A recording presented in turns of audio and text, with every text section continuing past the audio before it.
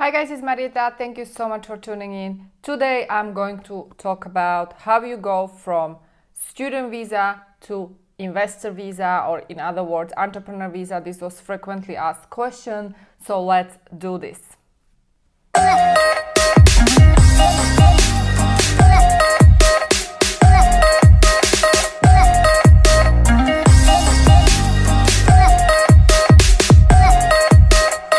Alright, so how do you go from student visa, F1 visa, to entrepreneur visa, in other words, investor visa? Can you even do it?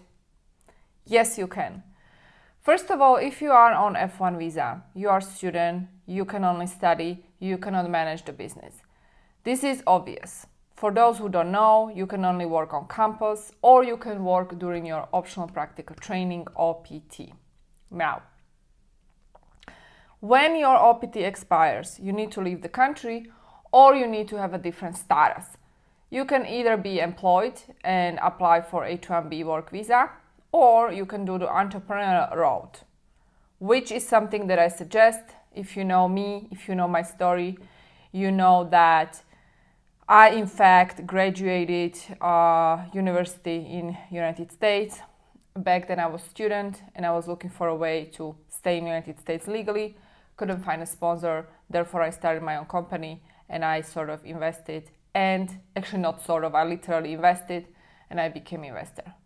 Now that is the path that I suggest, because there are several reasons why I don't necessarily agree or necessarily suggest H-1B visa. You can even watch my other videos, you can search for H-1B videos. I already done videos on this topic, so I'm not going to go into more details here.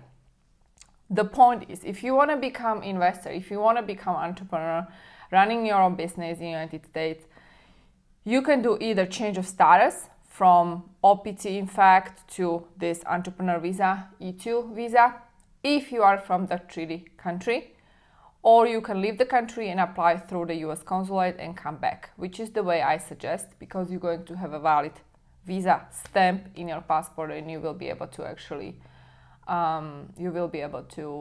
travel if you need to travel and if you need to leave the country. So, what are the main requirements? Again, I have a whole playlist, E2 visa playlist. You can watch what are the requirements when it comes to E2 visa. So you can definitely watch the entire playlist.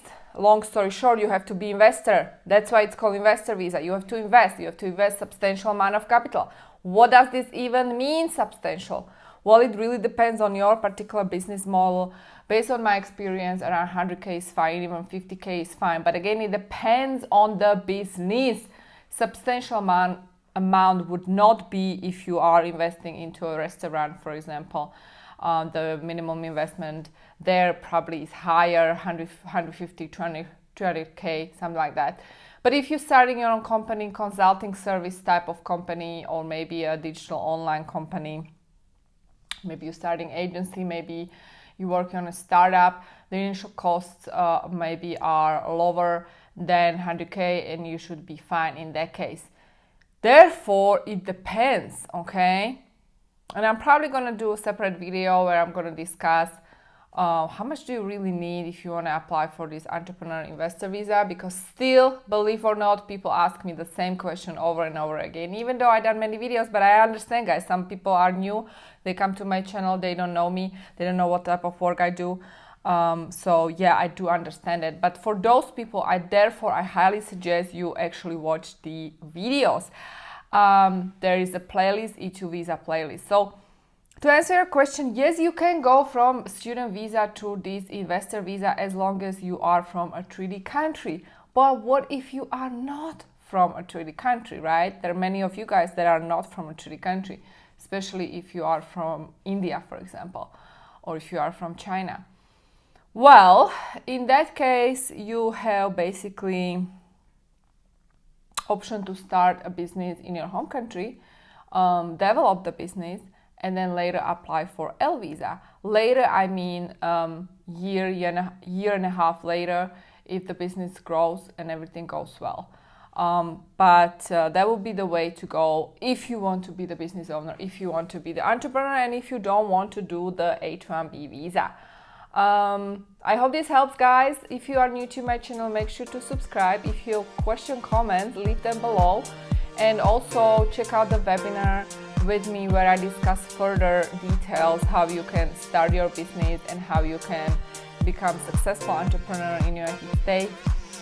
And stay tuned for the next video where I will discuss what's the minimum amount of investment, how much do you really need to invest. Thank you so much for tuning in. I'll see you in my next video. Have a great day.